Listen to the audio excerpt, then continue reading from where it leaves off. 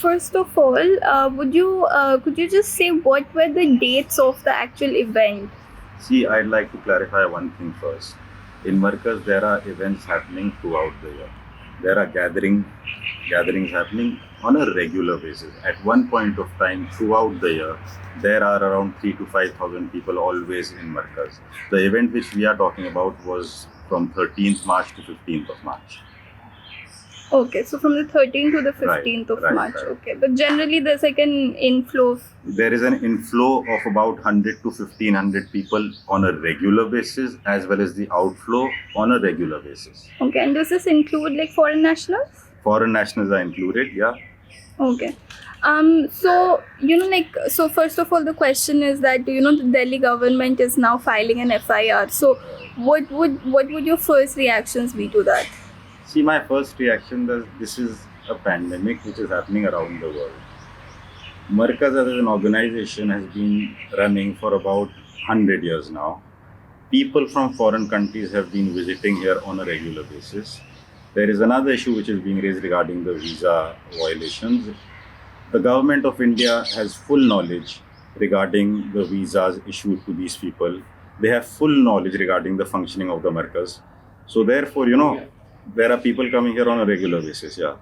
Okay, and the government may be giving directions to register FIR. What I would like to say is, this is a pandemic going on. Rather than pinpointing fingers on the Delhi government, Delhi police, or the Markaz authorities, is really unfortunate. This is a pandemic happening. Now, there are 10,000 people who were in the bus stations after the curfew. Now, registering an FIR because people were detected positive. With regards to Markaz authorities, I'd like to clarify one more thing. After 22nd of March, once the curfew was imposed, the very next day, we took out 3,000 people from Markaz. On the 25th of March, we sent a written request to the SDM of the concerned area, along with a copy to the SHO, seeking permission to grant us flying of vehicles to take the people out of Markaz. That permission has not been granted until today. Now, curfew was imposed on the 22nd. There are around 5,000 people inside the Markaz. In one day, somehow we managed, despite the train cancellations, around 2,000 people left Markaz on the 22nd or 23rd. After that, the curfew is imposed. We are in touch with the police people. We are requesting them, what do we do? They are not permitting a single person to go out on the road. Now, these people are our guests from nationally as well as internationally. What do we do? So we have been in touch with the authorities that how do we figure this out? And finally, all three authorities have managed to find a solution. We have a camp set up outside Markaz. What we are doing is to prevent any further damage. Every person who's coming out of Markaz is being tested and sent to medical hospitals. If he's tested positive, in case of negative, he's sent for quarantine. Now, this is a global pandemic right now. So Rather than pinpointing fingers, we need to work out together, things out together, and that's what we are doing. Our hands are tied. Some police sources have said that they came in on the 22nd and they tried to go inside, they tried to find out how many people there were, and that Markaz administration said that there's only 350 people and they didn't let anyone go inside, and police wanted to take the people out for testing and they did not cooperate.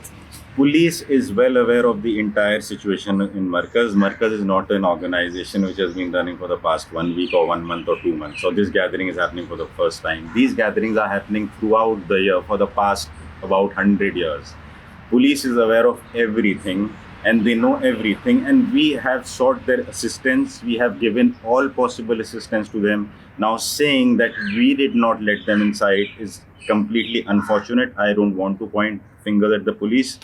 All I know for a fact is we have been assisting, helping in any manner whatsoever. But there was from whatever the police sources said, there was the impression that Markaz very much wanted to handle it on their own and they just wanted permits. It's completely incorrect. If Markaz wanted to handle it on their own, the Markaz would have been empty on the 23rd of March.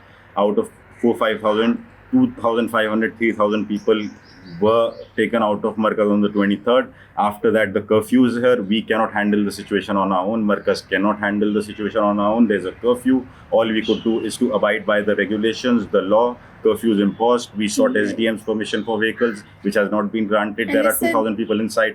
What is Markaz supposed to do? So they said that it was only from Saturday that that Markaz started cooperating and that people were No, started. this is completely sent for- incorrect. It's false. It's wrong to say this, and this is regarding safety of the people. And Markaz has never done that, and it has been a peaceful organization forever. And it's a peaceful religious organization which has been there in existence. So now saying that Markaz did not permit police, it's completely wrong. Okay, and okay, so the other thing is, I mean, were there any, the Kejriwal had announced that, more than 50 people should not be allowed, and this was on 16th of March, and before that also there was another There about was 200 on the 11th people. of March Yeah. when this notification came out. On that very day, we cleared the Markaz. Now, as I said earlier, in Markaz, on a regular basis, there are people coming to Markaz. About 1,500 people come in on a regular basis, 1,500 go out on a regular basis. Now, amongst these 1,500, there are foreign nationals who fly into this country for the purpose of spending 2 to 3 days in Markaz. Now, those foreign nationals were permitted to enter the country with valid visa. Legally, they entered the country. Authorities are aware of that. They are our guests. Now, on the 13th, we cleared the Markaz. On the 14th, 50 foreign nationals are coming from their countries to spend 3 days.